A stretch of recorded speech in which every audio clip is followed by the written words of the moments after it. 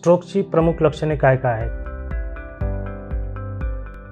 अचानकपणे हातापायाची ताकद कमी होणे किंवा अचानकपणे त्याला बोलण्यासाठी त्रास व्हायला लागणे किंवा त्याचा चालताना बॅलन्स बिघडणे किंवा त्याचे फेशियल डेव्हिएशन होणे, चेहऱ्याची एका साईडची बाजू कमजोर होणे किंवा त्याला दिसायला त्रास व्हायला लागणे, ही त्याची प्रमुख लक्षणे आहेत. तर याची प्रमुख कारणे काय असू शकतात? तर जर एखाद्या पेशंटला बीपीचा त्रास आहे आणि तो अनकंट्रोल्ड आहे, म्हणजे तो त्याचा नियंत्रित नाही आहे, तर अशा पेशंटला स्ट्रोक होण्याचे चान्सेस जास्त असतात.